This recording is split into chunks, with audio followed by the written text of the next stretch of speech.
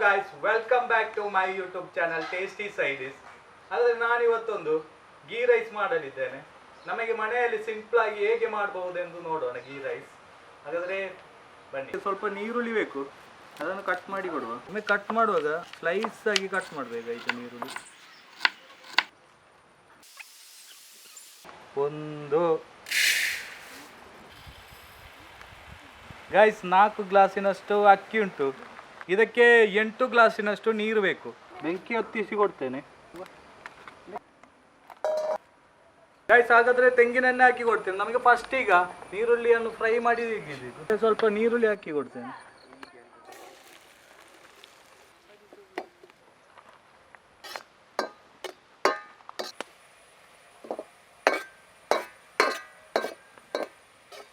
Fry ಆದದ್ದು ಸಾಕು, ಇನ್ನು ತೆಗೀತೇನೆ.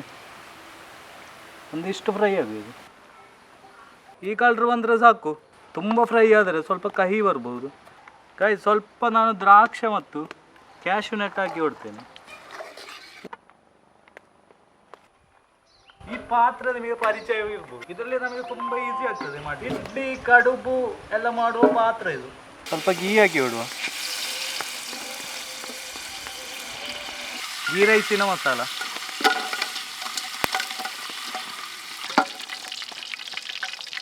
ನಾನು 4 ಗ್ಲಾಸಿನಷ್ಟು ಅಕ್ಕಿ ತಗೊಂಡಿದ್ದೇನೆ. ಹಾಗೆ ಇದರಲ್ಲಿ 8 ಗ್ಲಾಸಿನಷ್ಟು ನಮಗೆ ನೀರು ಬೇಕು. 4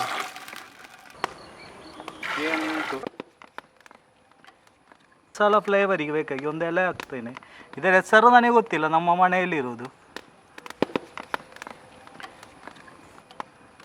ಸ್ವಲ್ಪ ಕುದಿಯುವವರೆಗೆ ಮುಚ್ಚಿ ಕೊಡುವ. ಸ್ವಲ್ಪ ಕುದಿಯಲಿ ನೀರು. ನಂತರ ನಮಗೆ ಅಕ್ಕಿ ಹಾಕ್ಲಿಕ್ಕೆ ಉಂಟು.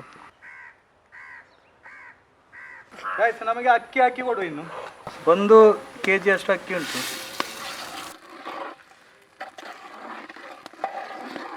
ಉಪ್ಪಿನ ಅಂಶ ಸ್ವಲ್ಪ ಜಾಸ್ತಿ ಬೇಕು ನೀರಿನ ಟೇಸ್ಟ್ ನೋಡುವಾಗ.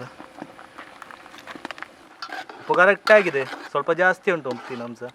ಕಾರಣ ಅದು ಅಕ್ಕಿ ಬೆಂದು ಬರುವಾಗ ಲೆವೆಲ್ ಆಗ್ತದೆ, ಅದಕ್ಕೆ ಬೇಕಾಗಿ ಉಪ್ಪು ಸ್ವಲ್ಪ ಜಾಸ್ತಿ ಹಾಕು. ಇದನ್ನೊಂದು 5 ನಿಮಿಷದವರೆಗೆ ಮುಚ್ಚಿಡುವ.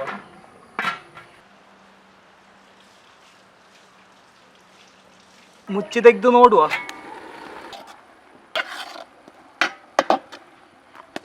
ಗೈಸ್, ಇಷ್ಟು ಬೆಂದದ್ದು ಸಾಕು. ಈ ಪಾತ್ರೆ ಇದ್ದರೆ ನಮಗೆ ಹೀಗೆ ಮುಚ್ಚಿ ಇಡ್ಬೋದು.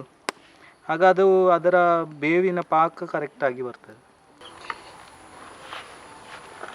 ಗೈಸ್, ನೀರುಳ್ಳಿ ಮತ್ತು ಕ್ಯಾಶ್ಯೂ ನಟ್ ದ್ರಾಕ್ಷೆ ಹಾಕಿ ಕೊಡ್ತೇನೆ.